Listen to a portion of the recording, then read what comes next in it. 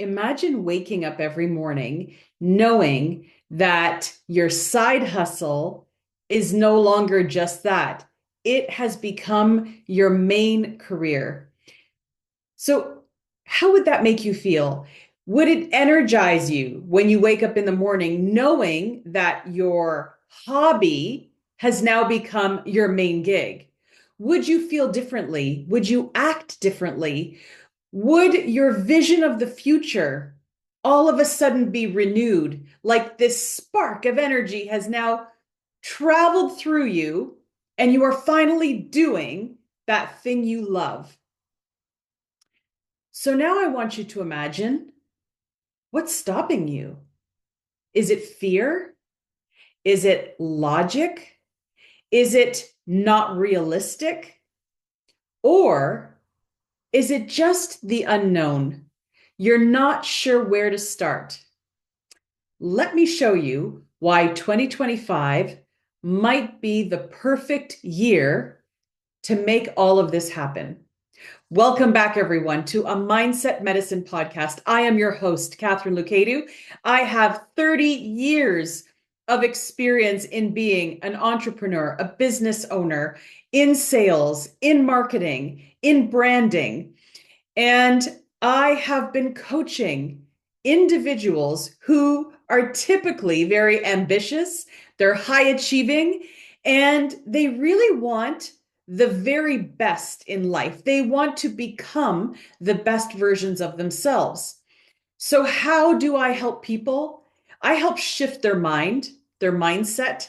I help give a different perspective from the way that they typically think about things. That's how I like to see this is you tell me where you're at, and through questions, through observations, through what you say, how you do things, how you feel, we uncover what your path forward is, because sometimes we get a little foggy. We're not very clear. We feel stuck. What should that next big move make? What is that next bold step that you know you want to make? Because if you're ambitious and you're a high achiever, you know there's a next step for you. But sometimes you're just not sure what that is or where to start. So that is what we are digging into today. We are going to be meeting passion with profit, and we are going to provide you the ultimate 2025 guide to building a business that you love. So, why now? Why would I bring this up now? Well, we have 2 weeks left to 2025. We are right smack in the middle of December. So why is now the time? Because I want to give you the courage, and I want to give you uh I want to inspire you to follow your heart while also staying logical, having profit in mind. How do we do this? The way that we're going to do it is I'm going to walk you through step by step in how we're going to turn your passion into your profit in 2025. So, the beautiful thing about the digital age is that it has created unprecedented opportunities for individuals everywhere globally to monetize their skills and their interests, their hobbies. How do you go from baking bread as a hobby at the weekend, sharing it with your friends and family, and turning that into an online business that also caters to people locally? Is it possible? I'm going to tell you a story about it. Is it possible for an expert in their field, in their industry, to become an online course creator? Yes, it is. I'm going to talk about that today. I'm going to talk about how people have turned their passions into profit and how you might be able to do the same thing for yourself. But I'm going to give you the guide in how to do it, what to look for, and some strategies. I believe that 2025 is a year of reinvention. I think that 2024 has been a challenging year for many people. I think many people have either been trying to get back on their feet or they're in the process of it, trying to figure out what is my way forward right now. I've had a really tough year. Have you had a tough year? Have you found it particularly challenging? Whether it was challenging emotionally, was it challenging financially? Maybe you're in that process of reassessment, like, what do I want? Right? Do I want this relationship? Do I want to continue this job? Do I want to stay in this career? Do I want to stay living in this country? Or do I want to try something different? Have you noticed the number of people who have become very brave and have left their country of origin and have moved elsewhere across the globe to a different province, to a different state? Do you know anyone who've done that? Possibly you are that person. Why did you do it? What drove you to want to make the change? It has to have, there's got to be a very big driving factor to want to uproot yourself and move. Well, I want you to consider your reinvention in 2025 the exact same thing. Do you feel this nudge within you that says, you know, you want to do something different, but what's probably holding you back is you just feel stuck? What is it? I can't envision it. If you're experiencing stress, if you've had overwhelm, if you've had health issues, maybe you've had issues in relationships, in your network, maybe you're not happy with the way that you've been treated at your job. Maybe you're not happy with the type of relationships that you've created over the years. Sometimes they just pass their expiry date. So if you are in that group of people I've just described, and you really are feeling like there is a pull for something greater for you, but you're not sure what that looks like, then stay tuned because we're going to walk you through that. I've noticed over the last few years that people are not necessarily looking for a new job. They're looking for a new purpose, and they're looking for independence, and they're looking for fulfillment creatively. They feel dead right now. They're bored. They've been doing the same thing over and over for 10 years, 15 years, 20 years. It no longer excites them. So what if we could reignite that first feeling you had when you started something new that you were really looking forward to? What if we could go back to that? So if you've been feeling like this, you're not alone. 58% of people globally are considering a career change right now. As we speak, 58% of you are thinking that you'd like to do something different than you've been doing, or you'd like to do it in a different way. Maybe you have a business, but you're looking to take it in a different direction.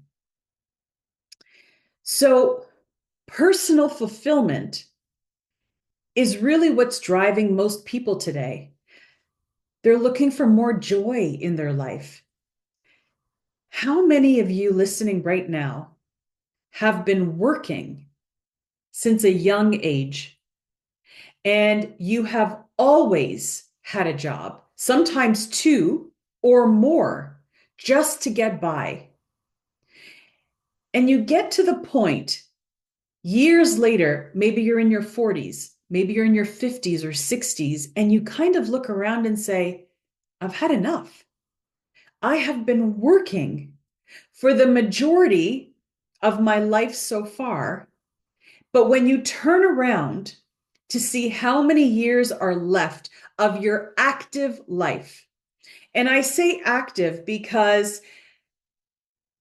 If you haven't been taking care of your health, then you need to seriously ask yourself, up till what age do you think you will live? If you think it's 70, 75, 80, 85, how many more years do you have to really live life with energy, with mobility, with clear psychology, without dementia or Alzheimer's? How many years is that? So, don't you deserve to pursue something that you love? This is what I want you to think about. Because sometimes our fear holds us back. And I'll tell you, when you get to your deathbed, you're only going to regret what you didn't do, not what you've done. It's too late to look back on any mistakes that you've made, but you will look back on what you didn't do that you really knew you should have done. But just because you were scared, you stopped yourself. Or just because other people thought that that wasn't the right direction for you, you didn't do it. But I want you to decide for yourself. We're not going to worry about what other people think right now. If you think that your passion will lead to profit, then I will show you how to do that.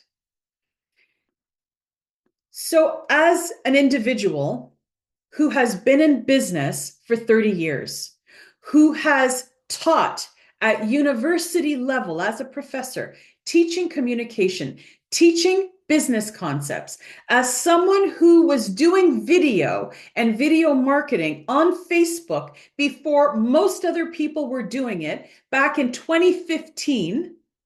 So we're going into 10 years that I've been doing video marketing on social media. I have been that person that kept moving my passions into profit. So years ago, right after my open heart surgery, it was a long recovery. It was brutal. And I'm just going to be honest, it was brutal.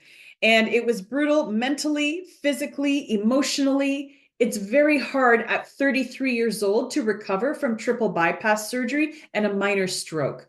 However, at the 6-month mark, I decided that this was no longer going to hold me back. I was going to move forward with a passion that I had at that time. And I really had this knowing inside me that I wanted to create an indoor play area for children. Why? Because I could see a gap in the market. I couldn't find anywhere to bring my own children. Where do I take them? We were living in Europe, a very hot Mediterranean island. Parks aren't really like the same type of parks we have in North America. It wasn't grassy. It was dirt, usually older, boring metal equipment, very limited, maybe one seesaw, one swing, and one slide. That was it. So I thought to myself, well, wouldn't it be great if there was this bright, climate controlled, safe place that had such fun toys for children, a ball pit, and those little tyke toy cars, and a huge 25-foot slide that the kids could climb up and come down, and video games and all kinds of things, video game stations, which didn't even exist at the time. But I knew if we could figure out how to create the station, wouldn't that be fun for kids? So that's what we went along and did. My husband and I found this derelict building. And I mean, it was like you see in the movies. It had the cobwebs, it had the rats, it had the mice, it had the spiders, but it had the size, it had the location right on a corner. So I had not only one side, but two sides of visibility. It was right in the center of a town. It was near a bakery where I could get items for catering. It was perfect. So we started, but here's what I want you to know. I started it because I had a drive and a passion, and I wanted to turn that passion into profit, which I did. Now, we moved back to Canada, but I sold that business after less than 2 years for a profit, which is unheard of. So I want you to know that this is possible. And that's just one example of what I've done in the past. I've done many things, but that is one example. So, why is passion plus profit a winning formula for you? Why is that a winning formula? What makes it so?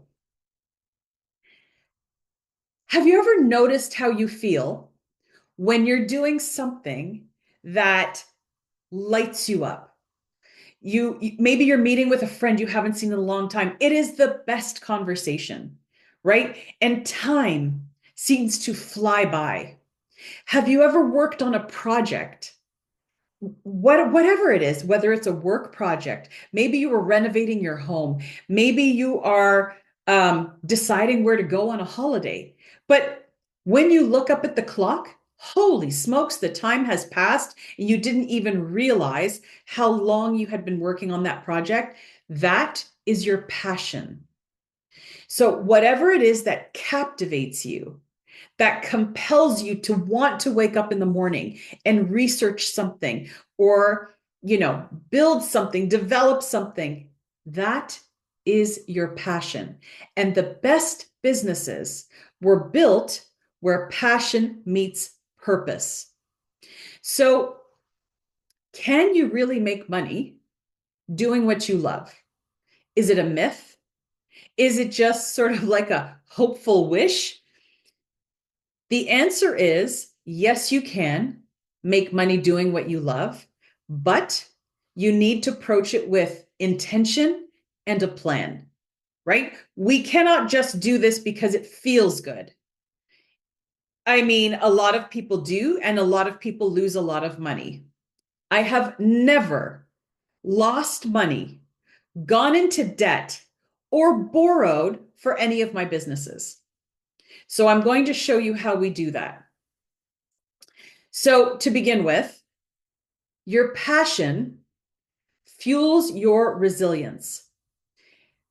A lot of people who want to pursue their passion don't give themselves a plan B. They go all in.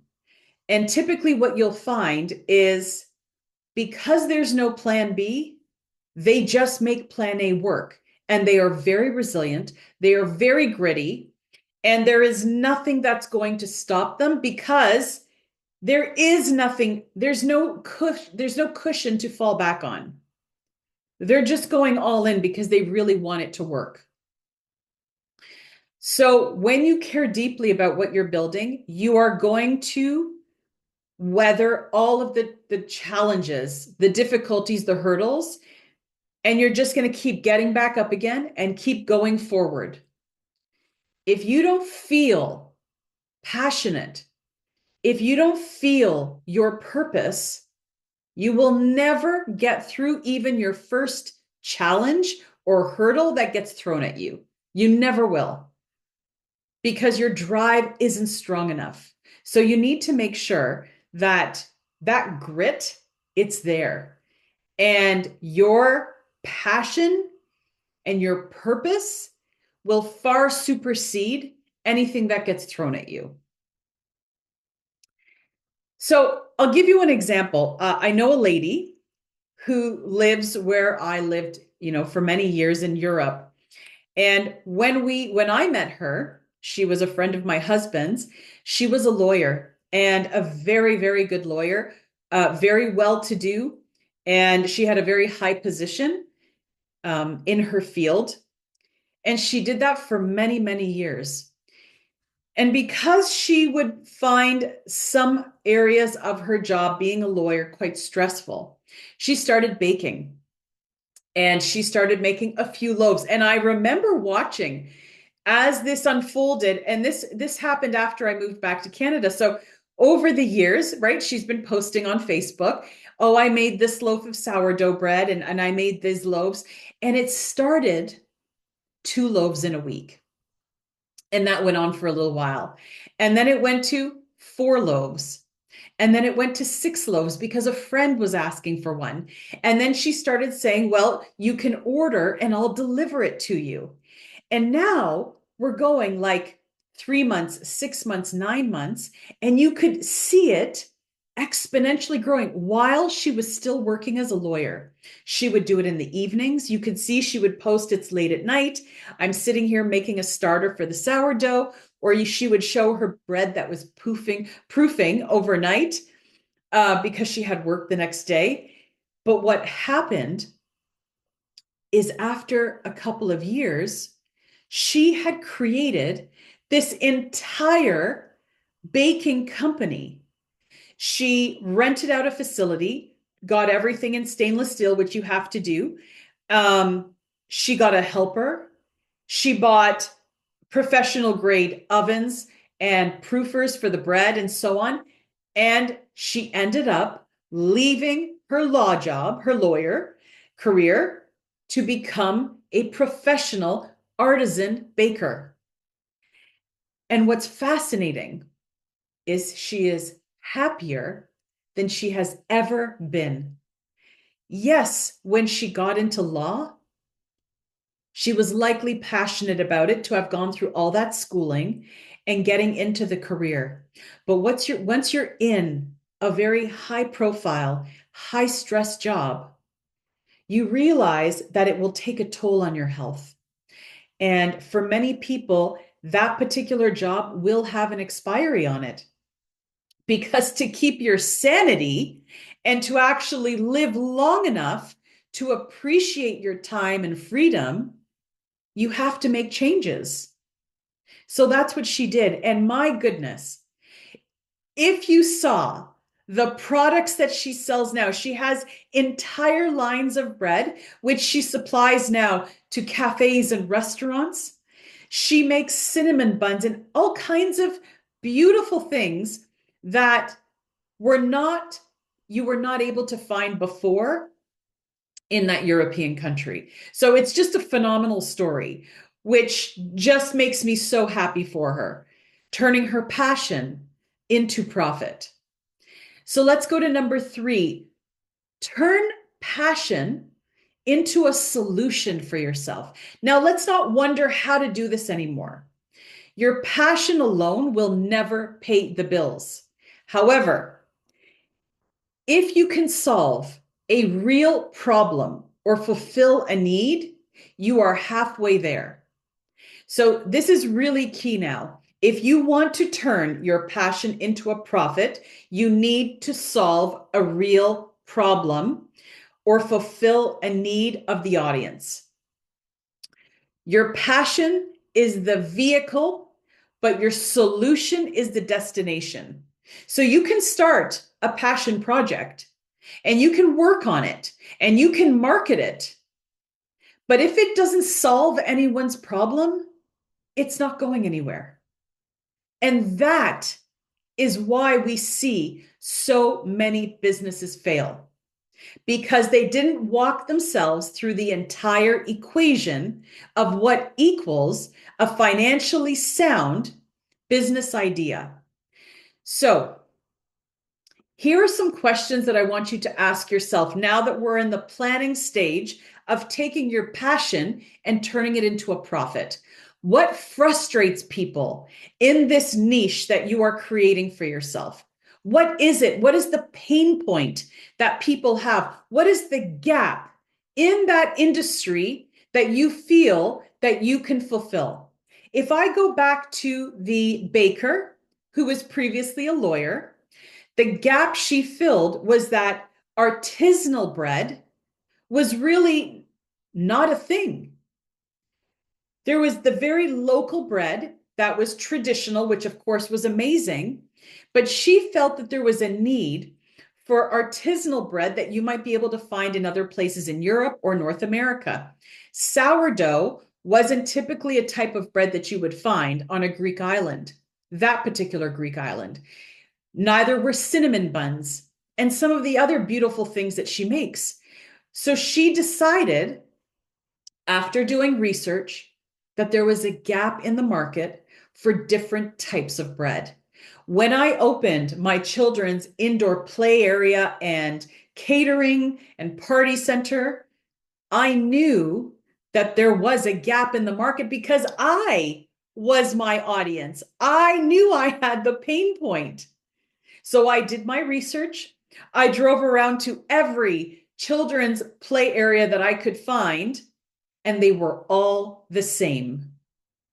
And I felt very sad after I visited some of these play areas because they were not inspiring for children.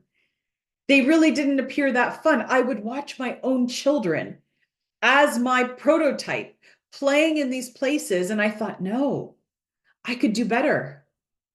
I could do something that these kids have never seen before, and they would go wild. So that's what we did. So, what is the pain point that you're going to solve? What is the solution to their problem? And how can your passion fill that gap? So, let's move to number 4. Find your niche. I know that some people say niche, but French is my second language, so I learned it as niche. So find your niche and dominate it. 2025 is not the year that you can be general and vague. If you're going to turn your passion into profit, then you need to know exactly who is craving what you have to offer. They're looking for an expert who understands them. They're looking for someone who knows what they need, and they know that you're going to fill it for them. That's what they're looking for. So, when we're thinking about niching down, however you pronounce it, instead of saying to yourself, I am a fitness coach, well, I'm going to tell you a little secret. There are a lot of fitness coaches out there, a lot of them. So, what differentiates you from the others? Well, what if you're a fitness coach who helps postpartum mothers rebuild their strength in 30 minutes? Wow. Now we have a focused target audience. Now you know exactly the content that you're going to be creating. You need to think about this in very specific terms. And what is the one thing, the big challenge, the big pain point that one particular audience has, and how are you going to solve it for them? If you are having trouble brainstorming this with anyone who is around you, that is why I'm here. I coach people on creating a startup business from inception, from the brainstorming of ideas, from the point of clarity all the way through to the end, to actually turning that sign saying, we're open. Your alternative to me is AI and going to ChatGPT and having brainstorming sessions. If you're wondering how to do the prompts, go back to my previous episode from last week and look how we do ChatGPT prompts in order to get the answer that we're looking for. So what we're doing is we are going to ask AI. You can go into Perplexity, you can go into Google Gemini, you can go into ChatGPT, whichever platform you like to use. And you're going to ask, you're going to do research into what are micro niches in this industry that I have a passion for. Research the internet and look for and create me a list of, and you're going to do the prompt like that. So what you want back is research done on these micro niches that you can go and focus on. And you can literally choose Oh, I'm really passionate about that one. Or, oh, number 5 looks really good. I think that I feel that resonates most with my strengths and what I have to offer people. The more specific you get, the easier it is to stand out and build trust among people. Plus, you're just going to love creating the content because it's who you are, and your passion will come through in that. People will feel. Can you feel that I'm passionate when I'm talking about starting a business? Can you feel that? Can you feel in the previous episodes when I've talked about AI or reinventing yourself or overcoming a health challenge or trying to figure out how to reinvent yourself now at 40, 50, or 60? That's because I love talking about this, because I have so much experience to offer. So let's move on to number 5. We're going to validate and we're going to refine your idea now. So you've got this idea. You have figured out your micro niche market. You know what industry you're going to be in. You know what pain point you're going to solve for people. Here is where the challenge comes in. You're going to be so excited that you're going to want to tell everyone who's around you. You're going to want to tell friends and family, and you're going to tell them your idea. And because they love you, they're going to tell you it's a great idea. Or they're going to be scared for you because they themselves have never created a startup business. So they may tell you to stay where you are, stay where it's stable. This is where you've got to be really, really careful, because this will go either way for you. If you listen to the people who tell you that it's scary and what if it doesn't work, and then you've lost your job, and then what are you going to do? And they put the fear of God into you, you will start having second thoughts. But now let's go the other way. If you listen to the people who tell you it's a great idea, go for it, spend your life savings, remortgage your home, you're also getting yourself into a situation. Because what if it isn't a good idea? And they were just telling you they believed in you because they love you. What you need to do is what a proper strategic business plan requires. And you need proof before you pour your time, money, and energy into an idea that may not work. So you need to create a test product.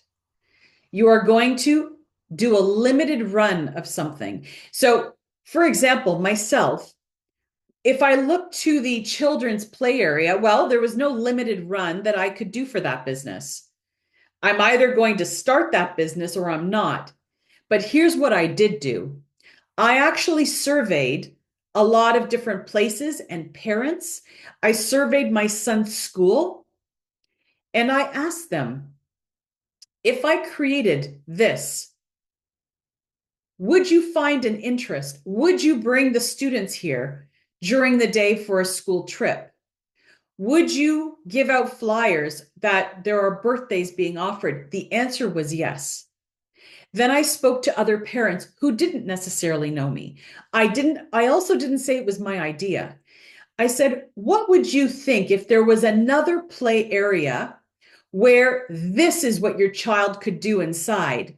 And I kind of gave them the vision that I had in mind, but it was almost anonymously. And again, it was a resounding, oh my gosh, we would love that. Great. If you're thinking of starting a business like the baker, well, what if you just tested loaves, right? Not with your immediate circle. What if you did a promotion on Facebook where you're not going to give it away for free because you still need to recoup your costs? Always remember that. There are always costs associated with things. So you're looking for the path of least resistance. If you could just cover the cost of baking an artisanal loaf of bread, what would that be? $2.50? What if you had a promotion and you were selling that for $2.50 and you had 10 loaves to give away? And in return, you asked for a testimonial. That is how you're testing a product. Now, obviously, you're not going to test it on 10 people.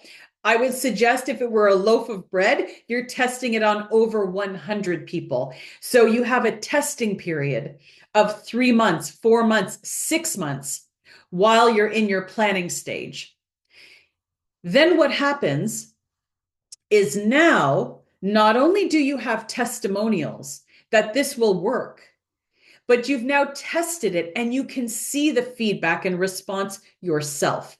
You've also got a taste of how much it actually costs to create 100 loaves of bread. And then where should they be priced at? Well, if this is how much it cost me, how much should I sell it for? All of these things have to be taken into consideration. Yes, it's your passion, but there also has to be logic behind it. And it has to resonate, and you have to actually have a clientele who will purchase it. There are many coaches who want to create an online course, and you are more than capable of creating an online course as an expert in your field. My question is this: what is going to be the price point of your course? How much experience do you have to bring forward? Is that experience appreciated and valuable? And does it have a return of investment? So if someone's going to invest $10,000 in your course, what are they getting in return? And how life-changing will it be? Or is it a simple course that will teach them a simple thing that would be $200? Again, who is the audience? If you are going to a group of people that you know may not have a lot of disposable income, and you go and you charge $10,000 for a course, how successful will you be? I think you know the answer to that. You're going to need to find an audience who have the means financially to afford $10,000 course. And I need you to think about this in every term, in every aspect when you're thinking about turning your passion into profit. Can your audience afford your product? And if that audience cannot, which audience can? And do you have to slightly change the type of product you offer to cater to that other audience? All of these questions need to be answered during your beta testing. So, how can you use AI to help you? Well, you can ask ChatGPT to create a survey to test interest in your idea, and you would send out that survey. You could even create an ad copy, put it on Facebook, and see if people would be willing to click on that survey. And now you have completely anonymous answers. You can also ask ChatGPT or Perplexity or Google Gemini to analyze trends, or you yourself can go to Google Trends. You can search Reddit. Put in the idea in Reddit. Reddit is very, very famous for people testing out ideas on there because, as we know, people these days will readily give you their opinion and tell you what they think of what you're doing. But don't be afraid of the negative feedback, because that negative feedback will be a reality when you go ahead and actually create the product. What you're looking for is, what is the negative feedback telling you? And how can you flip it to be more positive? Is there a change that you could make in your idea that would make it more viable and more acceptable to more people. And if you're not worried about the acceptability because you have a very specific niche that you're going after and you know that niche really, really well, then you're not going to worry about what the naysayers are saying and you're going to go for it. But you're going to do all of this based on the research that you have gathered, analyzed, and you've got a SWOT analysis knowing that you're ready to move forward now. That's why I'm here to help you do these things if you're ready for that help and if you're ready to turn your passion into profit. So let's move on now. Building a scalable business model. So this is another very important point. Are you creating a business that you intend to keep small and simple? Or are you wanting to create a business that you could possibly scale and remove yourself from later on if you choose that you want to retire, but you could receive royalties or profits?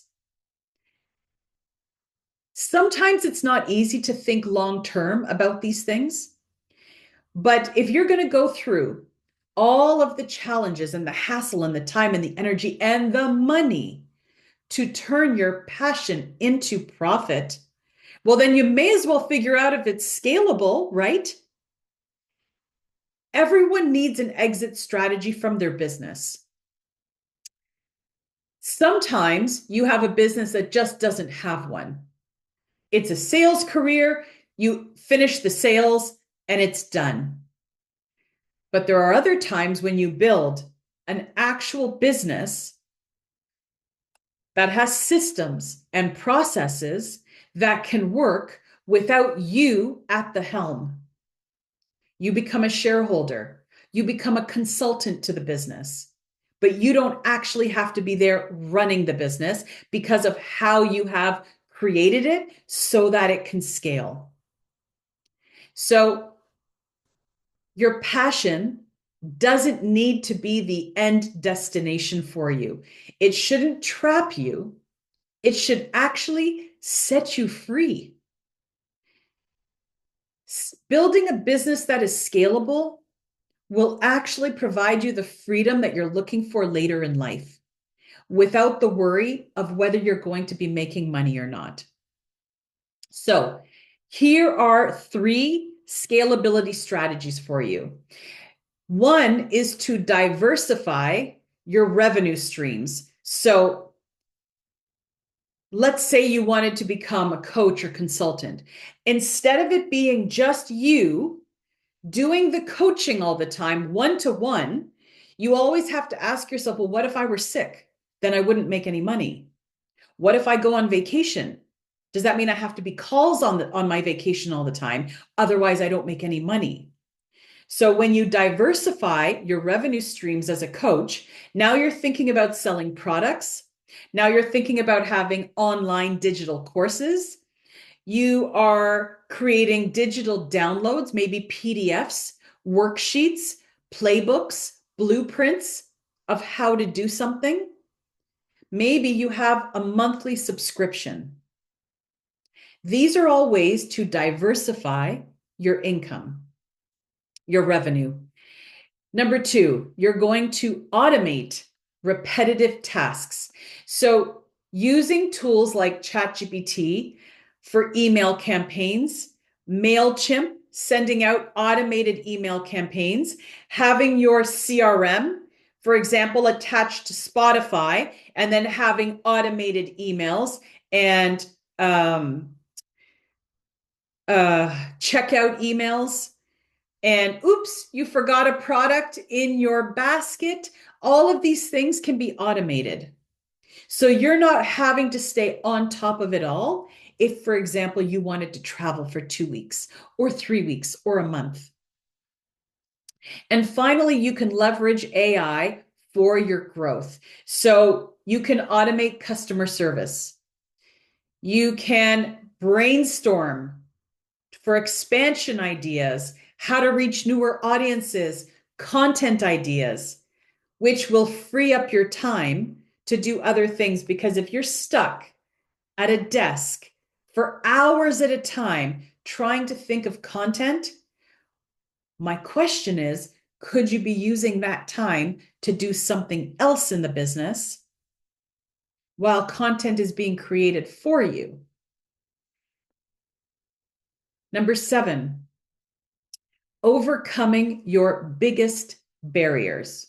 So, what are your barriers right now? So, here you are sitting with me, you're listening to this, or you're watching me on YouTube, and you're thinking to yourself, okay, God, I would really love to do what she's talking about. I want to turn my passion into my purpose.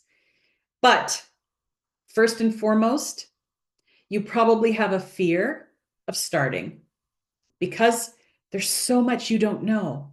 But here's the beauty of this. You just start making the small steps. You take the first step, you test, you record, then you take the next step and you test and you record and you go on. And what we're not looking for perfection because it doesn't exist. We're looking to see, is there progress? Is this something that is actually viable? Could this really happen? Or maybe I need to make a tweak in order to make this more viable. Maybe there's something that I didn't think about, a perspective I hadn't considered, that if I do change that perspective, now this business idea will work. Another barrier to starting your own business is typically your fear of competition. So here's a little secret. There's always going to be competition. Always. You want competition to be there. Without competition, how do you know the type of product you have? How will you ever make your product better if you have nothing to compete against? Competition is healthy and it's good for you.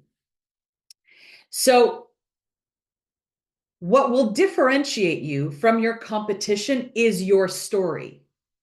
What will differentiate you from your competition is your style, is your attention to the detail that matters to you, that you know matters to your audience. You decided to create a business because it solves someone's problem. There's your story. What is your attachment to their problem? Maybe you need to tell people what that is. I created that children's playground because I had nowhere to take my children. So sometimes it's not a personal need, but maybe it's a need in someone that we know and we see a gap in the market. So the idea is to focus on small, consistent steps forward. You don't need 10 hours a week. Start with 2 hours a week. Start working at it over the weekend while you still have your job. Start doing the research, the beta testing. Once you know you have that product, you have that business, and it's going to be good, and people are going to want it, now you move forward to the next big step. So, what's next? What do you do now? So now we've walked through all of these steps. Where does that leave you now? So, you're going to identify your passion and you're going to list 3 ways that it solves a problem. It solves someone's pain point in their life. Number 2, you're going to test the idea. You're going to do beta testing. Depending on what your product is, your beta testing will go accordingly.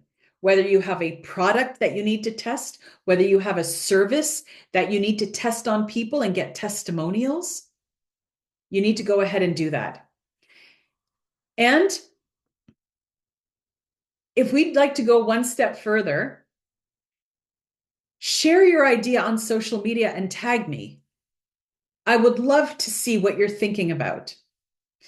And I will personally give you feedback when you tell me what this is. And if you are ready to take your passion and turn it into a profit in 2025, but you don't know where to start, how to start, then let's work together. Book a simple strategy call with me. It's free. For 30 minutes, we're going to talk about where you are, where you want to be, what idea you have, and we're going to build the blueprint for 2025 together. So, if you found this episode helpful, or do you have a friend, do you have a family member who's been contemplating turning their passion into profit, but they don't know what to do? Share this episode with them. Subscribe and share this episode on your social media, because if you can be the person who will be someone's hero because you showed them a way that they could actually accomplish their goals in 2025, how great would that be? Thank you so much for tuning in, and I will see you next week. Bye for now. Thanks for hanging out with me today on Mindset Medicine. Remember, every step you take toward building a resilient mindset and creating harmony in your life will get you closer to your dreams and that transformation that you've been looking for.